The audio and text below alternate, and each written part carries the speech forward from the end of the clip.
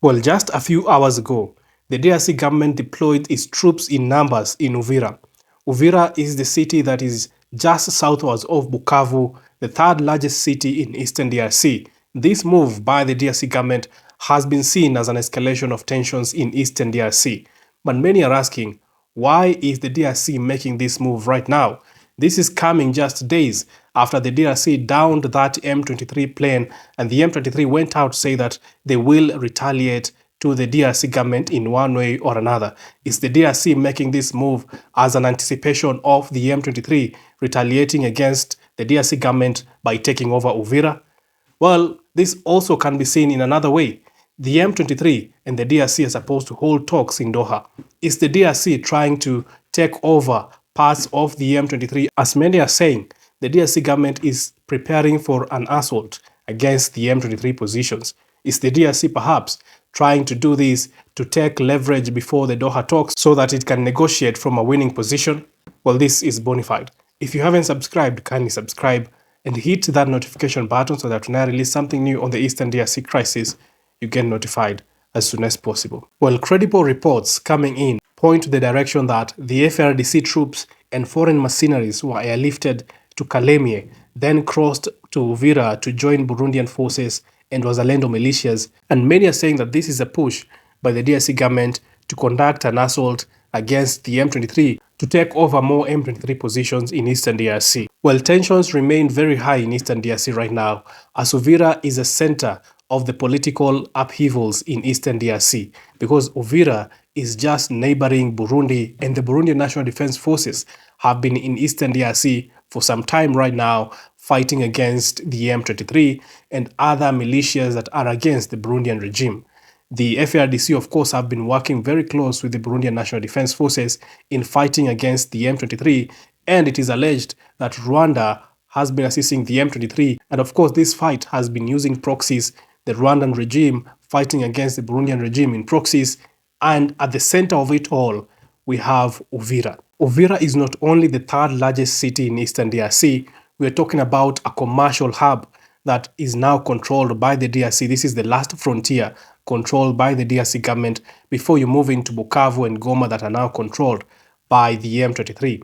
And the DRC government say that it is not going to allow the M23 to take over Uvira because the DRC's ally Burundi often uses Lake Tanganyika to cross the border into Uvira so that they can supply their forces and what they need to fight in eastern DRC. And several times we've heard that the DRC government has been coordinating their forces in eastern DRC via Burundi, and everything that they need has been passing through Burundi over Lake Tanganyika into Uvira so that they can supply their forces in eastern DRC. Therefore, Uvira is a very strategic city, not only to the Burundian government, but also to the DRC government, and that is why they say that they will not let go of Uvira. The M23 now sees the deployment of the DRC troops, the increase, of course, of these troops in eastern DRC, and specifically in Uvira, as a provocation to the M23 because they are very close to where the M23 are, the positioning of the M23 that is at the borders of Uvira.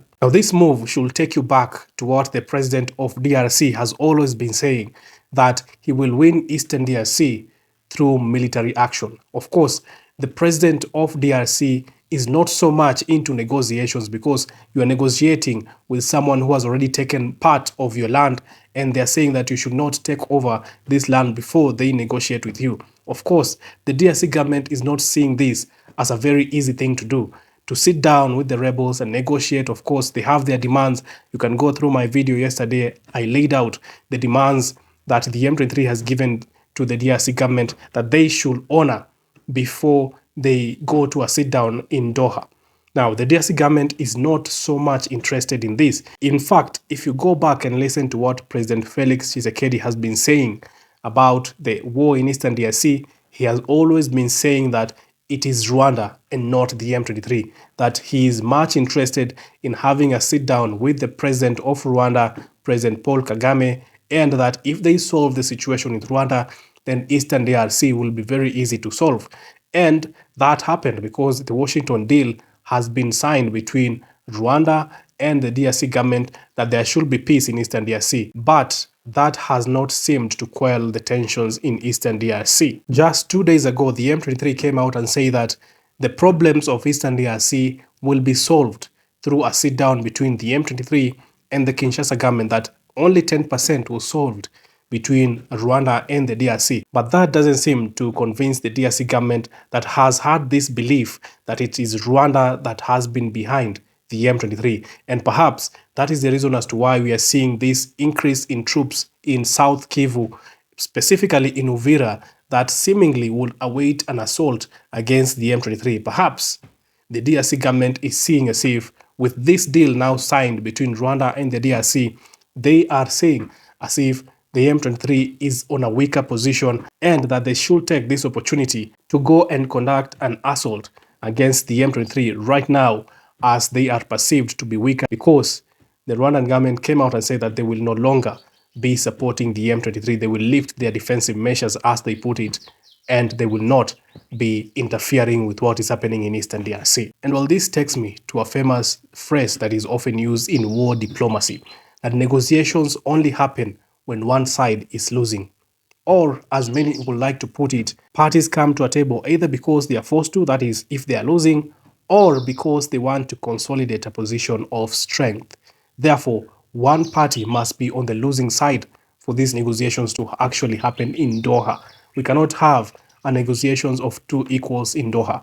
One party must be on the losing side that will call for the negotiations so that there can be a lasting peace in Eastern DRC. Right now, the DRC government sees as if it has the leverage, it has the winning position.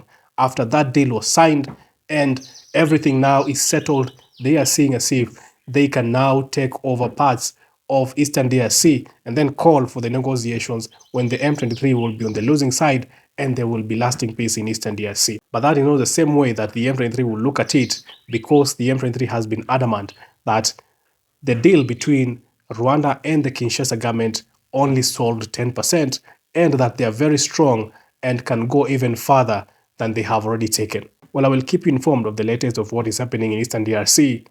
Keep it bona fide.